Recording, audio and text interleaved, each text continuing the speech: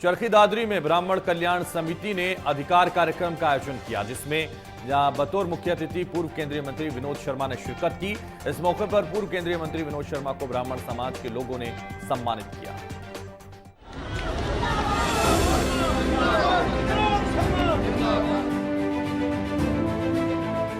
चरखी दादरी के मंगल मार्केट में अपने अधिकारों के लिए ब्राह्मण समाज के लोगों ने अधिकार सम्मेलन का आयोजन किया,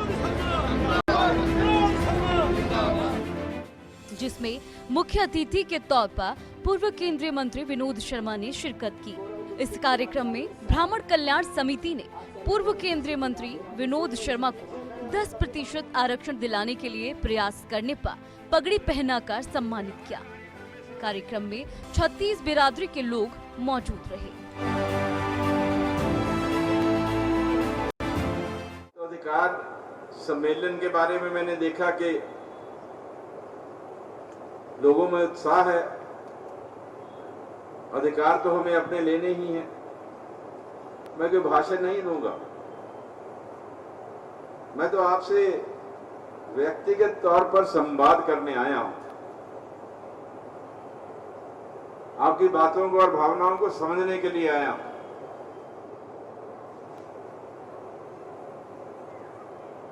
कोई वायदा करने नहीं आया हूं, लेकिन संघर्ष जो आप करेंगे उसमें आपका साथ देने का वायदा करके जाऊंगा। पूर्व केंद्रीय मंत्री विनोद शर्मा ने आर्थिक रूप से कमजोर अगड़ी जातियों को आरक्षण दिलाने के लिए आवाज उठाई थी, जिसके बाद से सरकार ने ईबीपीजी को 10% आरक्षण देने का फैसला किया था और आरक्षण मिलने पर सैकड़ों युवाओं को नौकरियां भी मिली थी। सम्मेलन को संबोधित करते हुए पूर्व केंद्रीय मंत्री विनोद शर्मा ने कहा कि एक घर में एक सरकारी नौकरी लगने से गरीब परिवार संपन्न हो जाता है।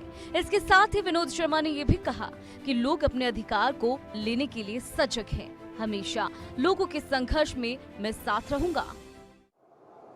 मैं तो ये कहता हूँ, जिसको नौकरी मिली है इस पॉलिसी के तहत, उसको तो भगवान से प्रार्थना करनी चाहिए कि जैसे मेरे घर में आई है ऐसे मेरे समाज के हर परिवार में ये नौकरी आ जाए। तब जाके हमारा ध्येय पूरा होगा, तब हम समझेंगे कि कुछ हुआ है।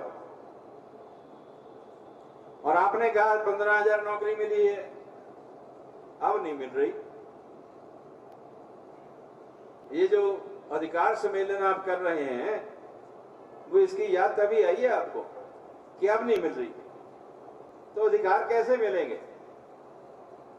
अधिकार सम्मेलन का मतलब हमारा अधिकार हम क्या मांग रहे हैं, जो हमारा है, जो हमारा था, जो हमें मिल रहा था, कम से कम वो मत छीनिए, वो दे दीजिए। धौलेदारों को मालिकाना हक मिले, इस बात को भी एक मुहिम बनाकर विनोद शर्मा ने आगे बढ़ाया था और सरकार में रहते हुए इस वादे को भी उन्होंने पूरा करके दिखाया।